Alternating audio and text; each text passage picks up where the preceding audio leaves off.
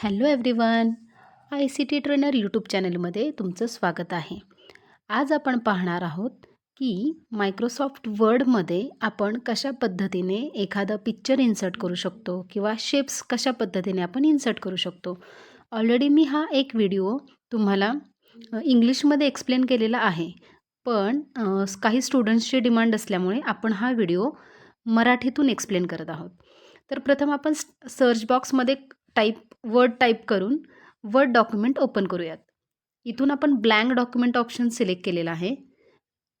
त्याच्यानंतर हे एक पेज आपल्यासमोर दिसेल.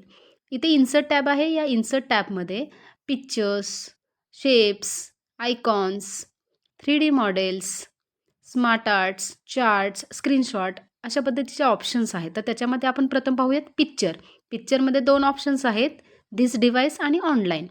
ज्यावेळेला तुम्ही धिस डिव्हाइस ऑप्शन सिलेक्ट कराल त्यावेळेला पिक्चर डायलॉग बॉक्स ओपन होईल. त्याच्यातून एक पिक्चर सिलेक्ट करा.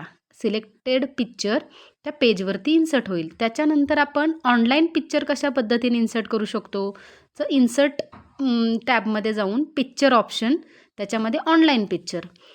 ज्यावेळेला तुम्ही ऑनलाईन पिक्चर ऑप्शन सिलेक्ट कराल त्यावेळेला ॲक्च्युली प्रथम तुमच्या पीसीला किंवा लॅपटॉपला इंटरनेट कनेक्शन असणं खूप गरजेचं आहे. तरच तुम्हाला इंटरनेटवरील पिक्चर्स अवेलेबल होतील. आता इथे हे सर्व आहेत ऑनलाईन पिक्चर्स. आता यामध्ये तुम्हाला जे काही पिक्चर हवं आहे त्याचं नाव एकतर तुम्ही टाईप करू शकता किंवा बाय डिफॉल्ट जे इमेजेस येतात त्याच्यातून तुम्ही एखादी इमेज सिलेक्ट करून इन्सर्ट या ऑप्शनवरती क्लिक करू शकता.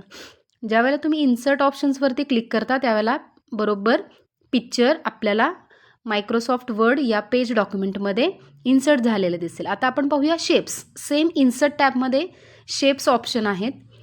त्या शेप्समध्ये वेगवेगळे शेप्स आहेत. रेक्टँगल आहेत, बेसिक शेप्स आहेत, ॲरोज आहेत, इक्वेशन शेप्स आहेत, त्याच्यानंतर फ्लोचार्ट्स आहेत, स्टार्स आहेत, बॅनर्स आहेत, कॉलआउट्स आहेत. तर याच्यातून तुम्हाला जे काही शेप्स सिलेक्ट करायचा आहे तो तुम्ही सिलेक्ट करा आणि पेजवरती तुम्ही तो ड्रॅग करू शकता. सिलेक्टेड शेप ड्रॅग करून तो पेजवरती दिसेल. आता आयकॉन ऑप्शन आहे. मायक्रोसॉफ्ट वर्ड 16 पासून हा आयकॉन ऑप्शन नवीन अवेलेबल झालेला आहे. तर आयकॉनमध्ये पण वेगवेगळे आयकॉन्स आहेत. जे आयकॉन्स तुम्ही वर्ड डॉक्युमेंटमध्ये एखादं डॉक्युमेंट क्रिएट करताना इन्सर्ट करू शकता. सो हे वेगवेगळ्या प्रकारचे आयकॉन्स आहेत. सो जो कोणता आयकॉन तुम्हाला आवडेल तो आयकॉन सिलेक्ट करा आणि इन्सर्ट ऑप्शन आहे त्याच्यावरती तुम्ही क्लिक करू शकता. Yes, insert. हे पहा, इथे हा आयकॉन इन्सर्ट झालेला आहे. सो अशा पद्धतीने तुम्ही 3D मॉडेल्ससुद्धा इन्सर्ट करू शकता. ऑलरेडी 3D मॉडेल्सचा एक व्हिडिओ मी शॉर्ट्समध्ये पण टाकलेला आहे. इवन त्याचा एक व्हिडिओसुद्धा आहे. तर तुम्ही ICT यूट्यूब ट्रेनर या चॅनलला व्हिजिट करा आणि जर तुम्ही नवीन असाल तर या चॅनलला सबस्क्राईब करायला विसरू नका. थँक्यू.